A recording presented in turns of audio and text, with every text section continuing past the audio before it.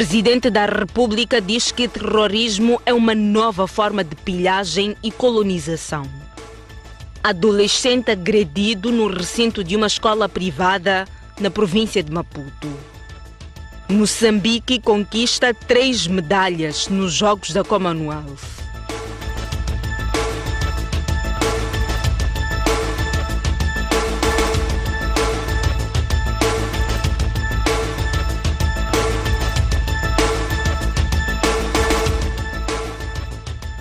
Boa noite. O Presidente da República diz que os financiadores do terrorismo em Cabo Delgado têm interesses políticos.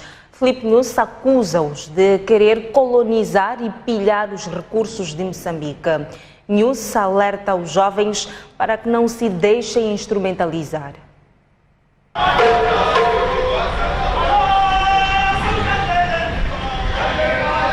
Falando no arranque da 7ª Conferência Nacional da Juventude na cidade de Maputo, o chefe de Estado acusou entidades externas e até nações de financiarem ações terroristas para atingir o governo, criar instabilidade e pilhar recursos. No nosso país vivemos a situação do terrorismo, criado e financiado por essas forças do mal. Porque aquelas pessoas têm arma, de algum lado vem a arma. Financiam como parte dessa teoria de desordem como um instrumento político. O Presidente da República vai mais longe e diz que tais financiadores externos querem voltar a colonizar o continente africano e Moçambique em particular. Isso é uma nova forma de colonialismo. Infelizmente, estamos a bandeira, estamos independentes, então ok, deixa lá eles com bandeira, vão cantando o hino deles, eles ficam presidentes, ficam ministros, etc. Mas nós vamos arranjar maneira de ganhar dinheiro com esses desordens. E fala lá com os jovens deles, são muito ativos, os jovens é que vão fazer essa confusão. Infelizmente, algumas mentes, não só de jovens, e até nem são muito jovens, mentes são financiadas e utilizadas para este objetivo de recolonizar a África, de pilhar os recursos de Moçambique. Usam dinheiro para manipular a consciência dos jovens, para se aderirem à desordem e perpetuar atos contra a sua própria pátria, contra as suas próprias comunidades e nunca contra as nações de quem financia. E nós não gostaríamos que os nossos jovens fossem pagos, financiados para ir fazer confusão no outro país. Nossos jovens não devem fazer isso. Tais entidades, acrescenta Filipe Nunes, atuam dentro do país, fazendo pressão sobre as decisões do governo. Não estamos a fugir à responsabilidade daquilo que nós temos que fazer como governo. Não são poucas as vezes que aparecem a condenar as forças de defesa e segurança quando estas atuam em defesa dos moçambicanos e de todos os que em Moçambique residem em defesa dos interesses nacionais, em defesa dos interesses nacionais. Os terroristas começaram aqui, vocês todos sabem, gritaram muito, o governo, até quando as coisas são mal, o presidente, mas quando são bem somos nós, e fazem bem, eu até gosto assim. Por esses e outros motivos, Filipe Nunes elogia a bravura dos jovens que defendem a soberania nacional, combatendo o terrorismo no Teatro Operacional Norte. O Presidente da República encoraja ainda os jovens a resistirem a tentações que visam destruir as conquistas do país e colocar em causa a soberania nacional.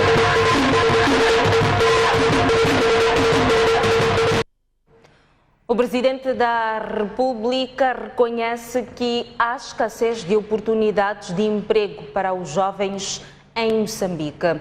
Filipe Nunes diz que a desestabilização e a destruição de bens públicos não resolvem o problema.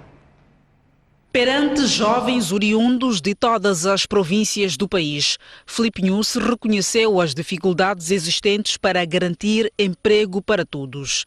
O nosso governo tem plena consciência dos desafios do jovem moçambicano, vive a realidade sobre as limitadas oportunidades de emprego formal e mesmo informal. Às vezes querem fazer uma coisa num espaço onde há mercado, nos aconselham naquilo, e dessas dificuldades todas nós temos a consciência. Por outro lado, avalia com indignação, isso que é o governo, os males associados, tais como a criminalidade, o tráfico e consumo de drogas, incluindo abuso do álcool, a prostituição, entre outros. Mas esses não são os únicos males.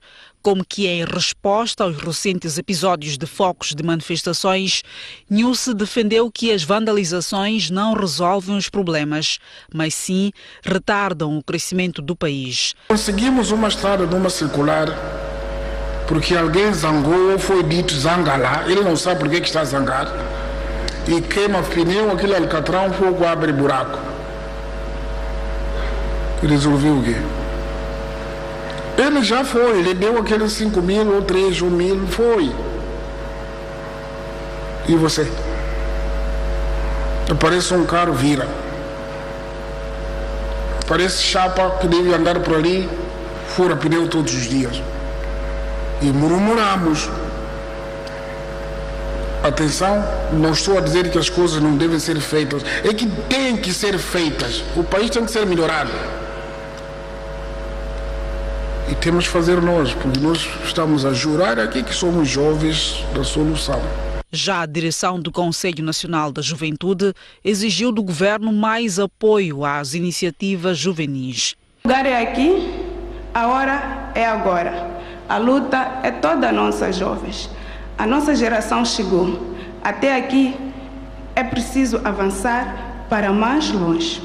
Para isso, queremos que o governo e os parceiros assumam o compromisso de reconhecer que é preciso melhorar o financiamento para apoiar as iniciativas juvenis. Há necessidade de eliminar burocracia e procrastinação no tratamento dos assuntos dos jovens. Por sua vez, a representante do Fundo das Nações Unidas para a População mostrou vontade de apoiar o governo para alavancar iniciativas juvenis. Esses discursos foram proferidos durante a abertura da 7ª Conferência Nacional da Juventude, evento que decorreu esta segunda-feira na cidade de Maputo. O Presidente da República divulga amanhã às 14 horas as medidas de estímulo à economia nacional. Sabe-se que farão parte da cerimónia membros do governo, setor privado, associações económicas, sociedade civil e parceiros de cooperação. O vice-ministro dos Transportes e Comunicações diz que é inaceitável que 2 pessoas morram por dia vítimas de acidentes de aviação em Moçambique. Empossado hoje pelo Presidente da República, Hamilton Alissone quer medidas urgentes para reduzir o número de sinistros no país. Hamilton Alissone substitui Manuela Rebelo no cargo de vice-ministra dos Transportes e Comunicações. Vai trabalhar com Mateus Magala, que lidera o Ploro desde junho passado. O presidente da República desafia o número 2 dos Transportes e Comunicações a resolver de forma rápida os problemas de transporte público e comunicações. É nossa convicção que pela complementaridade da nossa forma de ser e estar, saberão capitalizar essa valência para suplantar os obstáculos que o cidadão se depara para ter acesso a um transporte disponível, acessível e confiável, e ainda para se comunicar em tempo útil, com qualidade e custos aceitáveis. Importante massificar a comunicação digital, tornando-a acessível a todo o cidadão, onde quer que esteja, e independentemente das suas capacidades financeiras. O novo vice-ministro dos Transportes escolheu o combate aos acidentes de viação como o principal desafio. Diz que as soluções devem ser urgentes. Eu penso que o que nós devemos nos focar é que neste momento temos que parar com a sinistralidade rodoviária, temos que parar com as mortes.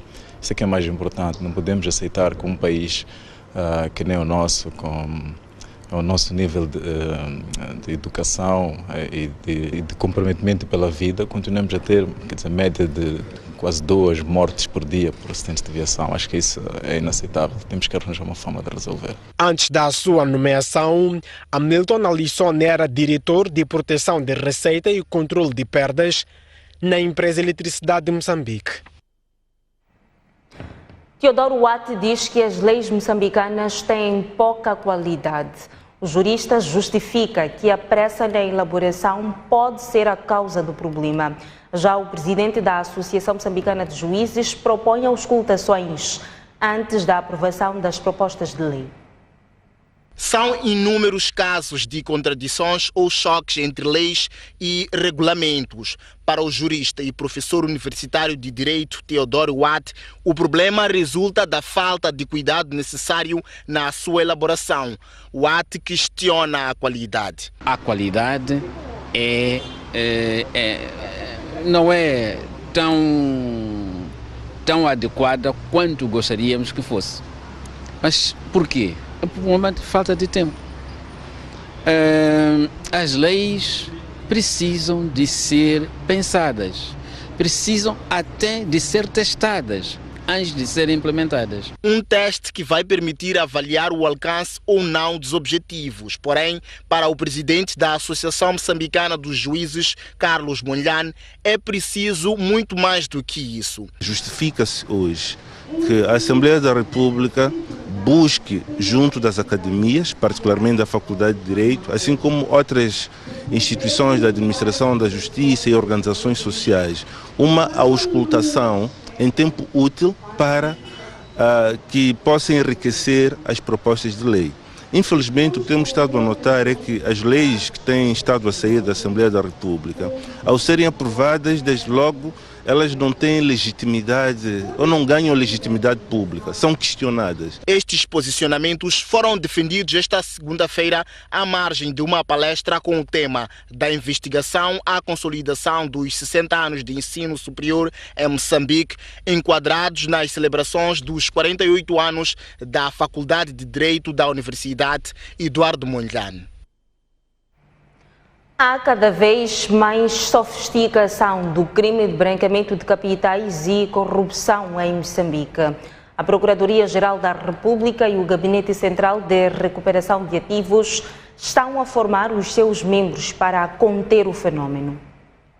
São mais de 20 formandos que serão capacitados em matérias de recuperação de ativos para fazer face ao aumento e sofisticação de crimes financeiros que ultrapassam as fronteiras nacionais. São estruturas que têm uma característica especial, que é preciso conhecer bem como é que eles funcionam, como é que eles agem, para que nós também possamos interagir com eles quando estamos na busca dos ativos roubados do nosso país. Os criminosos procuram ocultar os seus bens em estruturas que permitam a ocultação. Para desvendar os esquemas do crime organizado e transnacional, o Centro Internacional de Recuperação de Ativos terá como base a legislação moçambicana. A formação vai se focar na forma como as entidades ou os territórios e as entidades offshores podem ser utilizados para esconder os proventos do crime. Quando alguém procura uma offshore, quer de forma legítima, quer muitas vezes de forma ilegítima, para esconder os proventos do crime. A formação terá 7 dias e vai beneficiar magistrados do Ministério Público, técnicos do Gabinete Central de Recuperação de Ativos, investigadores do CERNIC e analistas do Gabinete de Informação Financeira de Moçambique. Cerca de 219 mil casos foram atendidos no ano passado pelo Instituto de Patrocínio e Assistência Jurídica. Agora, o desafio é tornar mais céleres os processos judiciais para aliviar a superlotação das cadeias. Depois de ter se assistido a um regime de férias judiciais por conta da Covid-19 nos últimos 2 anos, em que o IPAS atendia apenas os processos urgentes e de presos, a instituição fez agora um balanço positivo dos últimos meses após o alívio das medidas restritivas. Conseguimos cumprir as metas, tivemos cerca de 216 mil casos atendidos a nível nacional. A corrupção é um dos problemas que preocupa a instituição. No ano passado, houve o registro de 3 casos e os agentes respondem disciplinar e criminalmente. Nós temos situações de procuradoria ilícita, têm sido praticadas com alguns indivíduos. Alguns deles são membros do IPAS, portanto não têm vínculo com o Estado, nós credenciamos e estas credenciais muitas vezes são mal usadas para processos que não tem nada a ver com atendimento ao cidadão carenciado. Justino Tonella falava no evento de balanço de atividades do ano 2021 e dos primeiros meses deste ano, mas também que servirá para planificar os últimos 2 anos. Quero lembrar que a atuação do IPAS será sempre legítima quando visar conter o vilipêndio dos direitos humanos, até porque promover direitos humanos vai muito para além do patrocínio de demandas ou defesa judiciária. A reunião servirá também para discutir formas de se reinventar e trabalhar nas zonas de conflito, uma vez que em 8 distritos o IPAS perdeu suas instalações.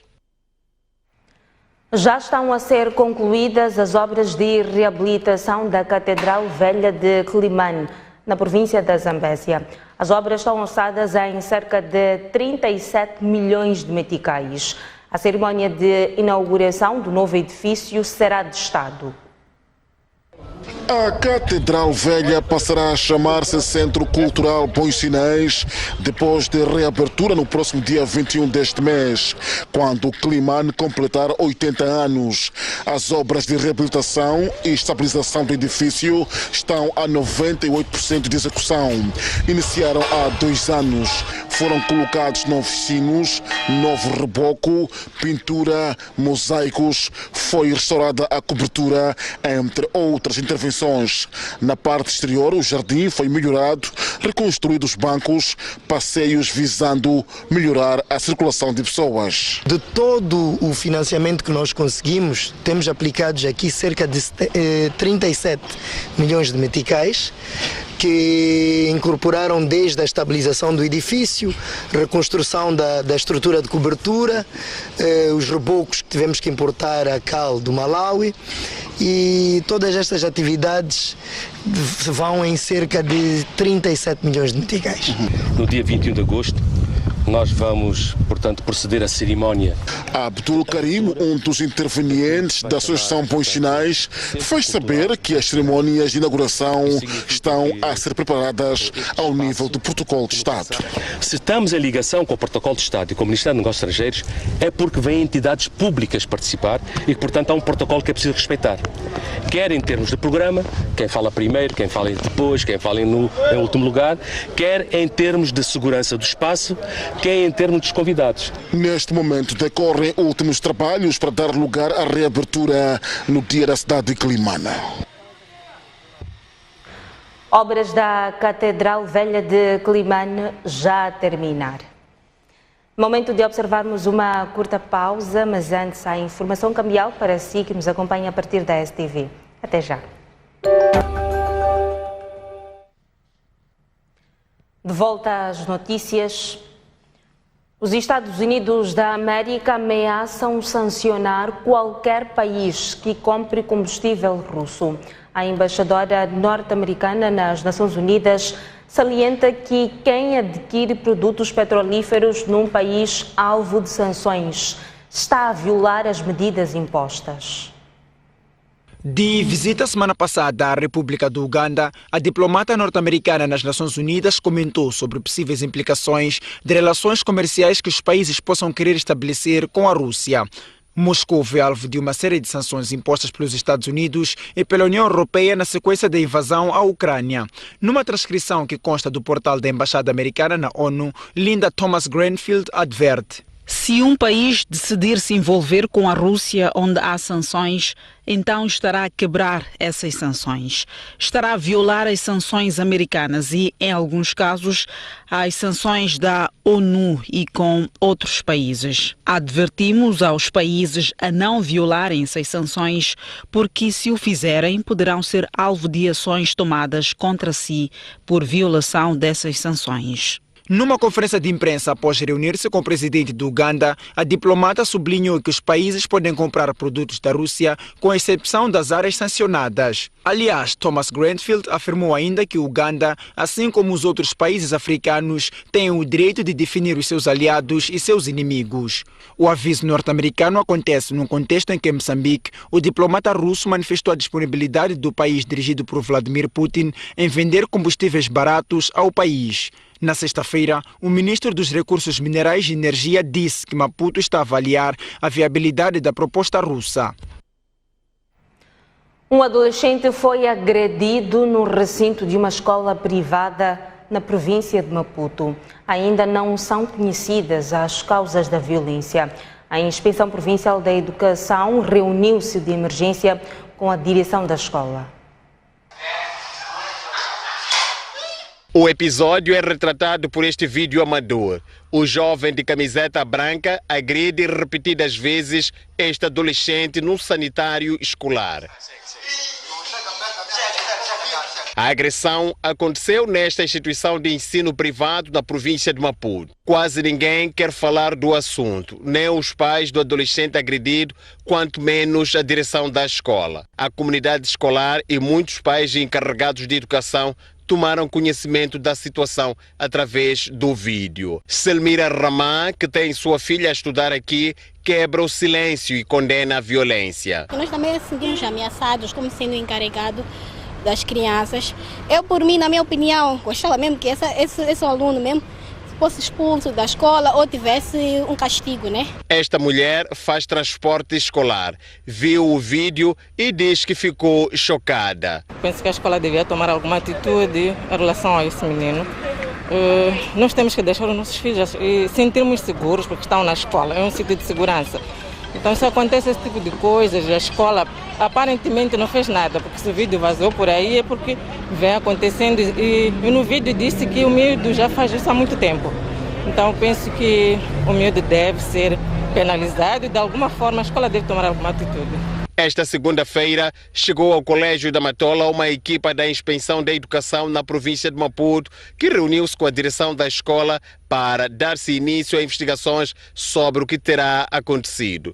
Sem gravar a entrevista, a direção da escola deu a conhecer à STV que neste momento está a resolver a situação envolvendo os pais encarregados de educação destes dois alunos e, eventualmente, nos próximos dias poderá dar a conhecer a decisão que terá sido tomada em função dos elementos que estão sendo recolhidos para esclarecer este caso.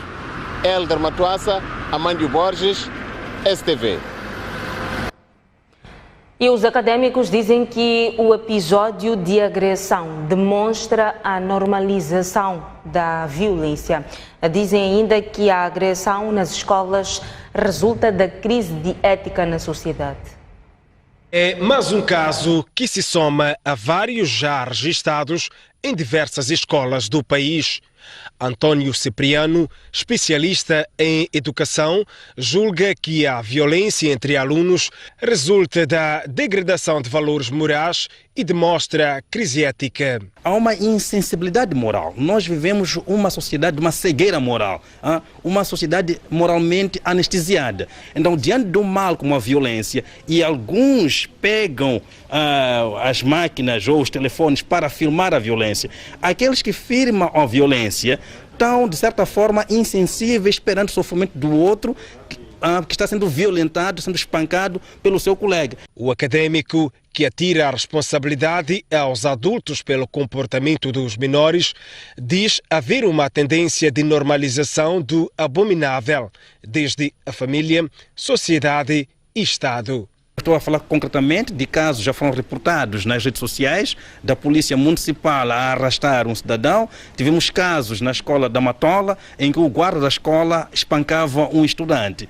E isto está sendo, quer dizer, está-se a difundir como sendo um modo de vida normalizado. Então a gente devia começar a condenar a violência que é praticada pelos adultos, porque as crianças nada mais fazem que reproduzir aquilo que eles veem como sendo um exemplo, que no fundo é um contra-exemplo. O académico reagia ao mais recente episódio de agressão numa instituição privada de ensino na província de Maputo.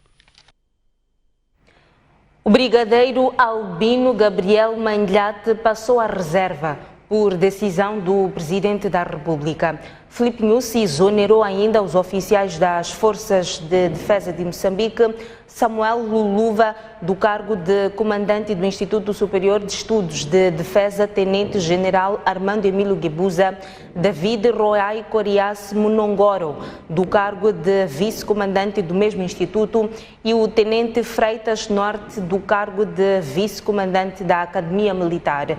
Filipe Nyusi determinou ainda a promoção do brigadeiro Tenente Freitas Norte ao posto de Major-General e nomeou o Tenente Freitas Norte para o cargo de comandante do Instituto Superior de Estudos de Defesa, Tenente-General Armando Emílio Guebuza.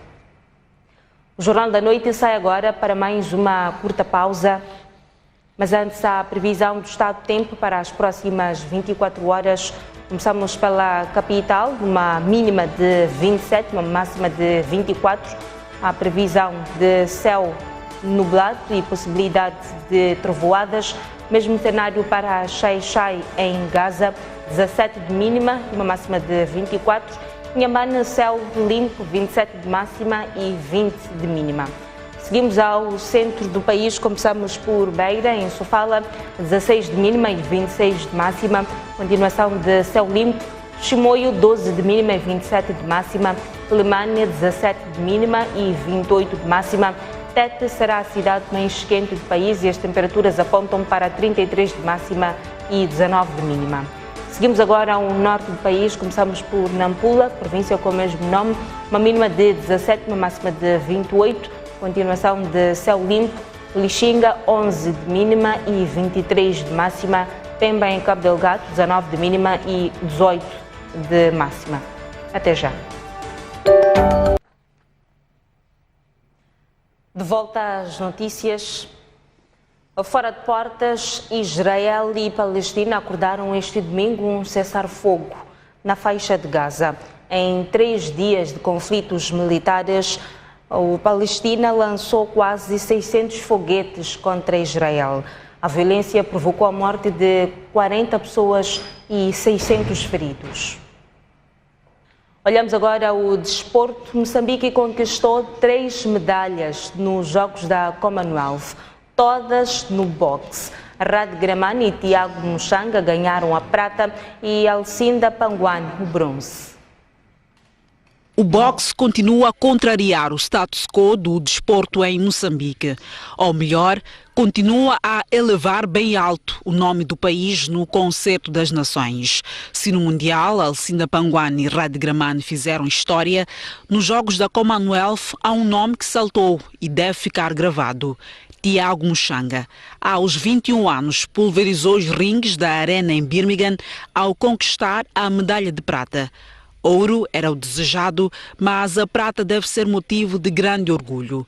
Muxanga não conseguiu conquistar a medalha de ouro ao perder 2 assaltos diante do irlandês Adam Walsh. Não era a medalha querida, né? Mas me sinto feliz. E agradecer ao público moçambicano que esteja aí nas bancadas a me apoiar e ao público inglês. Rad Gramani também confirmou a medalha de prata na noite deste domingo na categoria dos 70 a 75 quilos.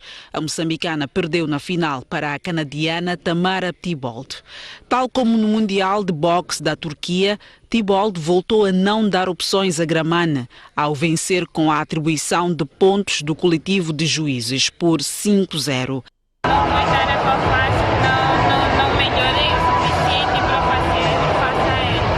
Alcinda Panguane já se tinha adiantado com a conquista do bronze. É um feito muito alto, é gratificante também e desde já eu consigo perceber que estou a alcançar grandes êxitos. Moçambique levou à 22ª edição dos Jogos da Commonwealth 15 atletas que competiram em 5 modalidades: atletismo, boxe, judo, natação e triatlo.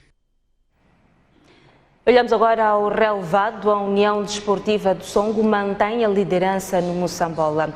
Empatou este fim de semana com Costa do Sol a 1 bola.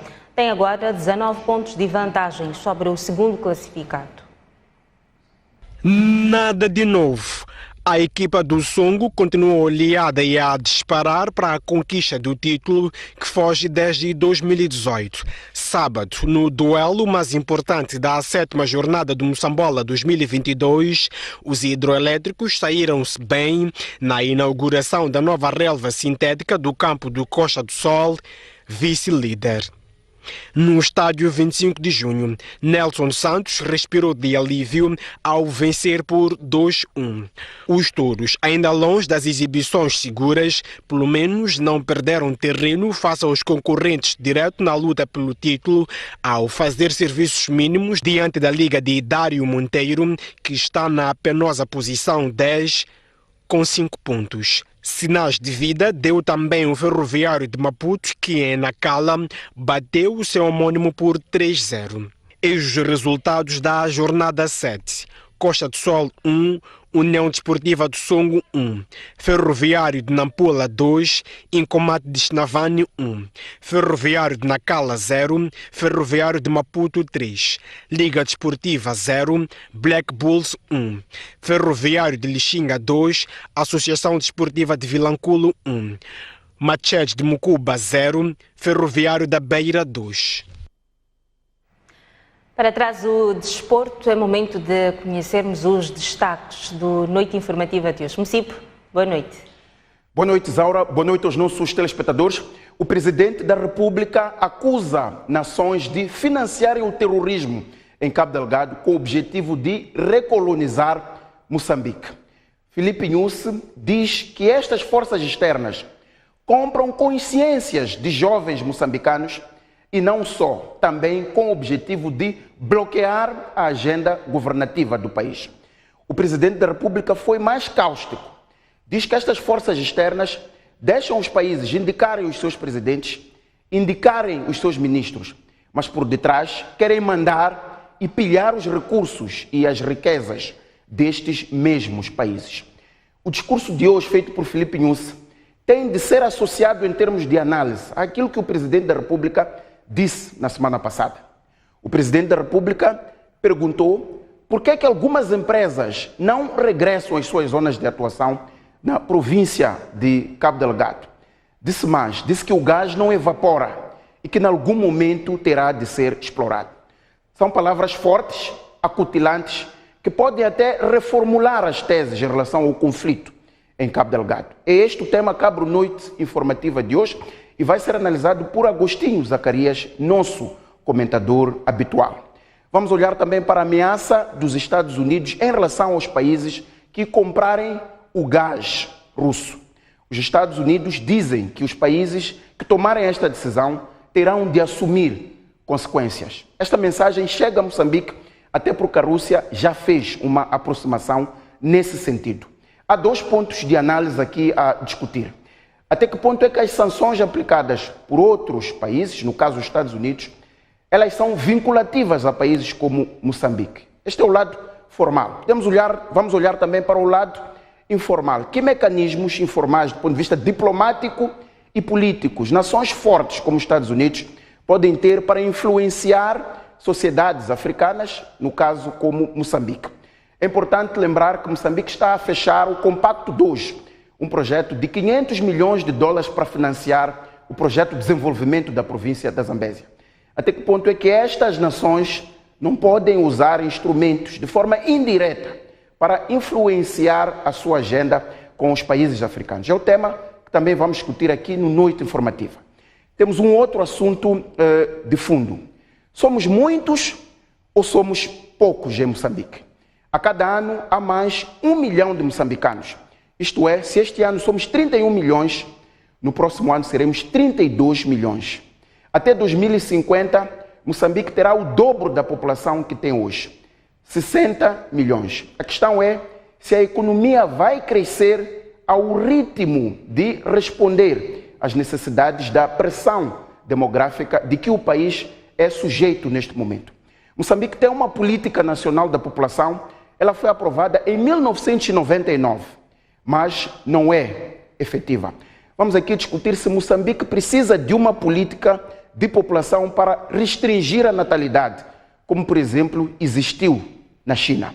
Vamos aqui discutir que atenção especial para províncias como Zambésia e Nampula, que até 2050 terão perto de 30 milhões de habitantes, mais ou menos aquilo que temos hoje como população no país. Vou receber dois acadêmicos de mão cheia para esta discussão. Carlos Arnaldo, ele é licenciado em Geografia, é mestre em Demografia e é doutor também em Demografia. É diretor do Centro dos Estudos Africanos ao nível da Universidade Eduardo Mondlane.